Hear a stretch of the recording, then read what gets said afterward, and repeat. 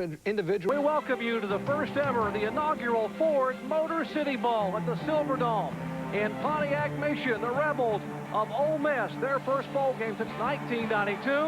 And Marshall, the Thundering Herd, as they come down the tunnel, their first game since New Year's Day of 1948, some 50 years ago.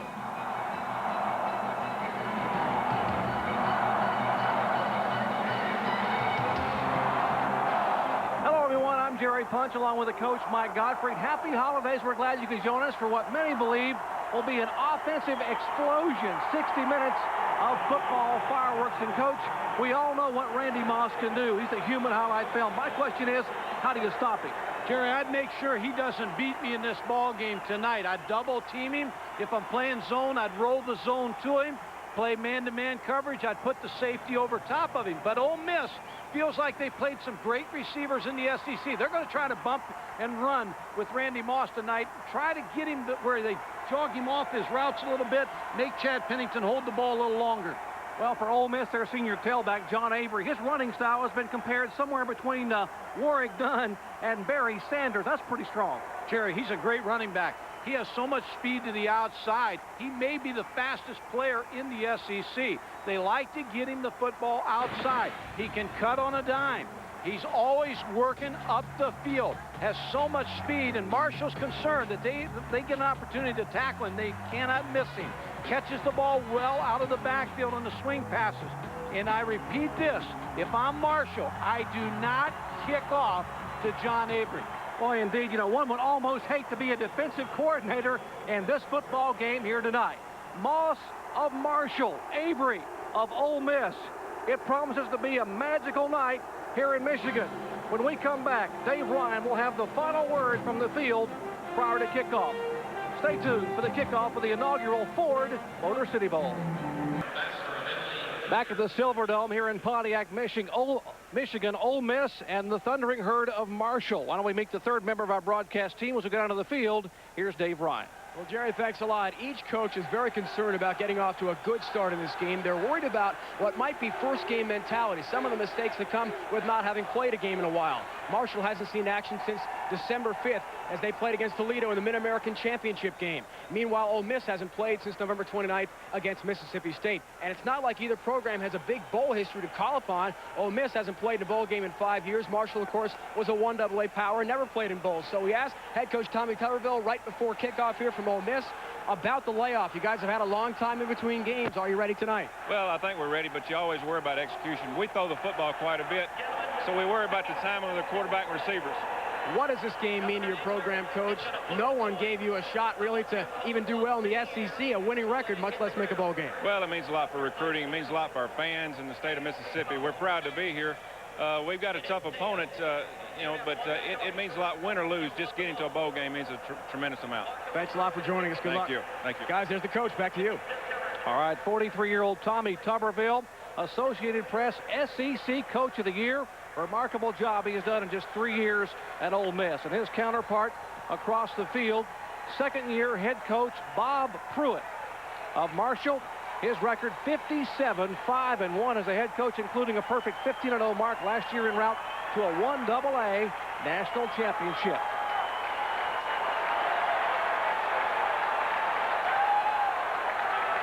We told you two explosive offenses here in the Ford Motor City Bowl.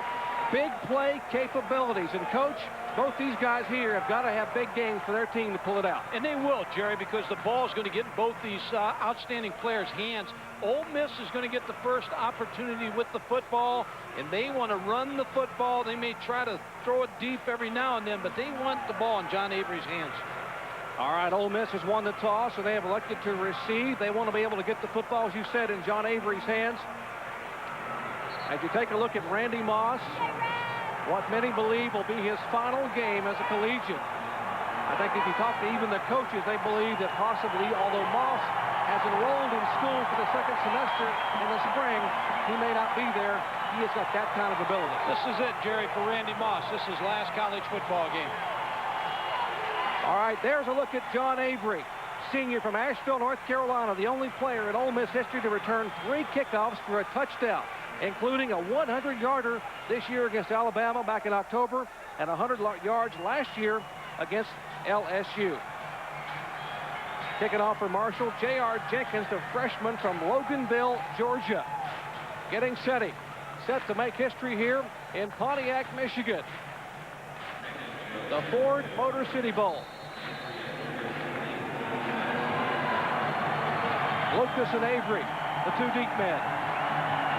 And they are going to kick away from Avery. It'll be Lucas at his 15-yard line. 20, 25, cuts it up 30, has an opening 40, 45, or 44 actually, and he is brought down by Albert Barber. Take a look at Ole Miss offensively. Redshirt senior quarterback Stuart Patridge set single-season school records for completions, yards passing, and total offense. His prime target, All-American sophomore tight end Rufus French, leads the team in receptions, 43 on the year. And up front, fifth-year senior Boyd Kitchens, nicknamed Father Time by the coaches. He has fought back from 2 serious knee injuries to play all 11 games here in 1997.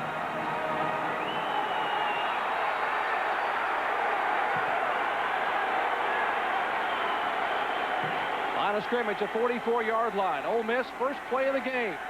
Patridge looking deep, has a receiver downfield, Hurd, 15, 10, and he is brought down at the 1/2 yard line.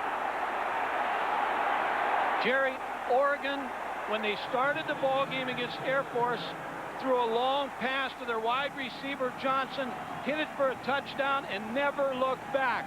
Ole Miss trying to do the very same thing. Stuart Patridge with the pump and go to Grant Hurd. He just ran by the defender. Good fake. There's the pump. There's the deep throw right on the money to the 6'3", Grant Hurd. Celebration by Stuart Patridge, who's had a great senior year. Now you know why he's got 2,600 yards passing in 1997. The give to Avery, and on the second play of the game, Ole Miss scores. Well, I'll say the same thing I said in the Oregon game. Sometimes you can score too fast and you go to sleep, but this Ole Miss football team has worked very hard. They've overcome a lot of obstacles. The NCAA, the probation, and they have worked very hard for this bowl game, so I think they will stay alert. Well, if you turned your head, a 54-yard completion on the opening play to Grant Hurd to the half-yard line, and then Avery over from a half-yard away, 24 seconds, and Steve Lindsey will kick the extra point to make it 7-zip, Ole Miss. We told you you're in for an offensive explosion. They had to change the bulbs in the scoreboard at halftime. Well, the key was Marshall wanted to come out and set the tempo, and so did Ole Miss. They wanted to both come out and try to see who could set the tempo in this ball game. Now Marshall has to answer the Ole Miss score. Tommy Tuberville. There is a look at Bob Pruitt, realizing he's got a lot of weapons to counter with. And there is John Avery. Got a chance to meet his idol yesterday morning here at the Silver Dome, Barry Sanders, and we'll tell you about that conversation a little later on. An impressive senior running back from Asheville, North Carolina. And in 24 seconds, Ole Miss is up 7-zip. That's a coach's worst nightmare. The first play to get hit with a bomb. We played Texas when I was in Pittsburgh in the Blue Bonnet Bowl game. We closed that bowl down, and on the first play, Texas hit us with a bomb and took a 7-0 lead. Took a lot out of our ball club. Let's see if Marshall can respond here. All right, there's Lindsey to kick it off. Maurice Hines and Nathan Poole, a freshman and sophomore, deep to receive. A high end-over-end kick, and Hines will just down it in the end zone. Marshall will start first and 10 on their own 20-yard line. Take a look at the Marshall offense. It all begins with trigger man, all-conference quarterback Chad Pennington, who set an NCAA record with 39 touchdown passes as a sophomore. Among his receivers, well, All-American Randy Moss might be the man, but it's junior Lavorne Colclough who caught the longest TD pass of the year, a 92-yarder versus Kent. And up front, senior co-captain John Wade is rated among the top 2 or 3 centers in the nation. There's a look at Randy Moss, 6'5", 210-pound sophomore from Rand, West Virginia. Single setback is Chapman. Pennington back to pass. Looking for Moss. Downfield. Has him at the 40-yard line. 35, 30, 20. And Randy Moss will score.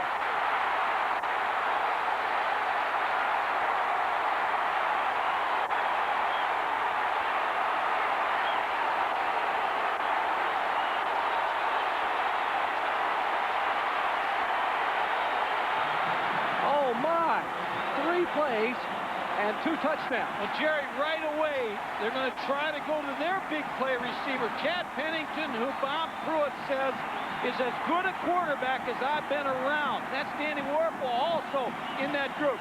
Randy Moss just ran right by Malika Griffin, number 34. Shows the speed, the ability to stretch out, make the catch, the touchdown. Well, Billy Milicevic will make it all tied up at 7 apiece. Well, in 41 seconds of the first quarter of the very first Ford Motor City Bowl, we have 2 touchdowns, or all tied. The Ford Motor City Bowl is presented by Ford Taurus. Have you driven a Ford lately?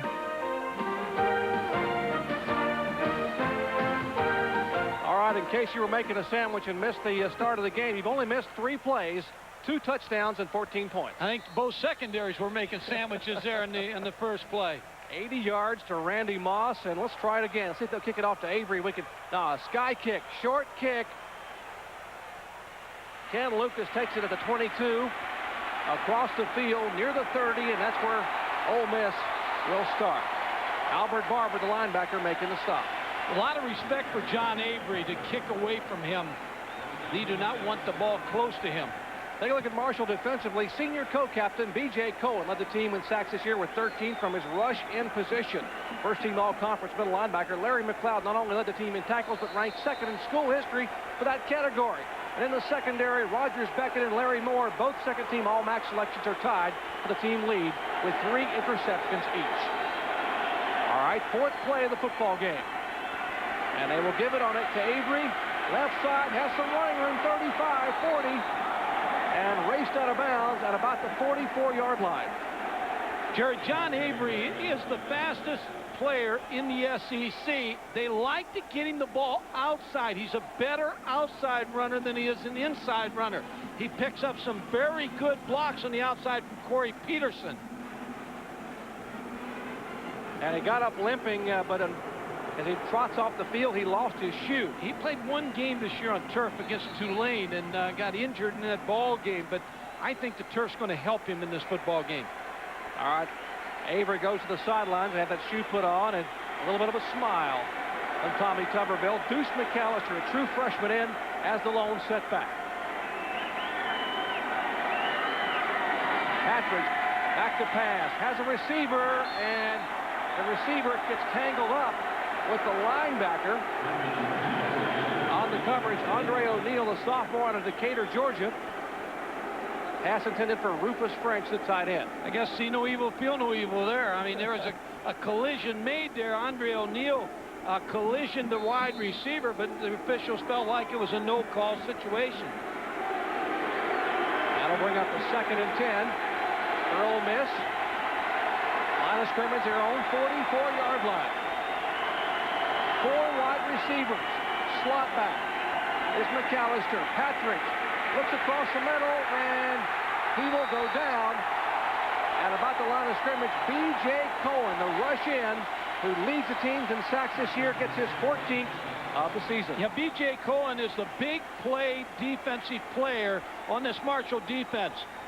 He's voted first-team All-MAC by the coaches, and you can see how he's able to come on the outside. He's a wide rush, and he beats the block at Devon Coburn.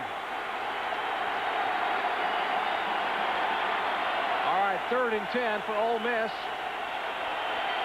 Marshall brings the pressure from outside. Pass to French at the 45-yard line. He will get about 3, and that will be short of the first down. John Grace, the weak side linebacker there, to make the stop. And a good series